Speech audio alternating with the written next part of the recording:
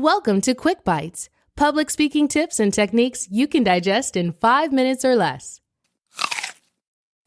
Here's your host, Peter George. Have you ever been in a car singing along with your favorite singer, only to run out of breath as she continues to hold a note for a seemingly impossibly long time? How do they do that? They learn to breathe. You see, we don't have to think about breathing, so we usually don't. Awake or asleep, relaxed or exercising, we breathe. Like many things that are essential to your body, it just happens. But breathing is different from many other actions your body requires to function. Breathing is one of the few bodily functions that can be controlled both unconsciously and consciously. And amazing things can happen when you control your breathing at the conscious level. You already know this if you've been coached in singing, playing a wind instrument, sports, meditation, yoga, childbirth, or numerous other activities where particular breathing patterns help. But how can breathing consciously help you in speaking in public? Well, sit back and breathe as I cover several of the benefits. When you get stressed or excited, and depending on your viewpoint, your brain considers public speaking to be stressful or exciting. Well, many things can happen.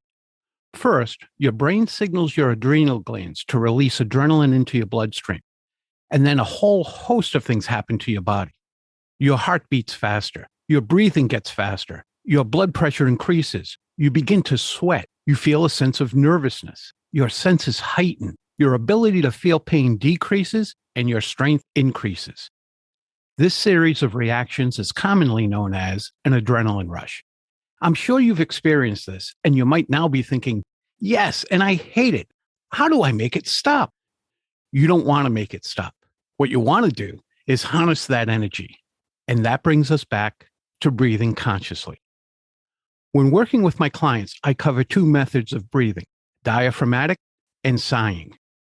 Diaphragmatic breathing, also known as deep breathing or belly breathing, helps reduce stress and counteracts to a degree the things that happen during your adrenaline rush. But that's not all it does. When you fill your lungs with air to the point of your belly expanding, you have more air available to you for speaking. So now you're able to speak as powerfully at the end of a sentence as you would at the beginning, which is crucial when conveying your message and engaging your audience. Also, the added oxygen you supply to your brain helps you think more clearly. But this isn't something you only do right before you speak. Like most aspects of public speaking, you need to practice it. Here's what I suggest. Find the time when you can practice this each day. I do it in my car when I stop at red lights. Some people do it just before breakfast and again before they go to bed. Find what works for you. Here's how you do it. First, breathe in through your nose until your belly expands as far as it can.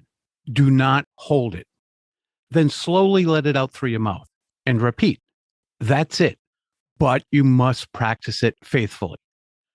As for the sighing technique, your body sighs for several reasons, including responding to stress, frustration, and confusion. By quickly filling your lungs with a large volume of air and letting it out, you're doing a body and brain reset. So if you're not feeling quite right, sigh just before you begin to speak, when you pause for a sip of water, or whenever you think it best to do so. Just remember, if you're mic'd, you need to do it very quietly. Make these breathing techniques part of your speaking routine, and you'll feel and hear a difference. And as an added benefit, you'll be singing along note for note with your favorite singer. Thank you for devouring another episode of QuickBites. Tune in Monday when you'll hear another episode of Public Speaking with Peter George, and again Thursday for your next episode of QuickBites.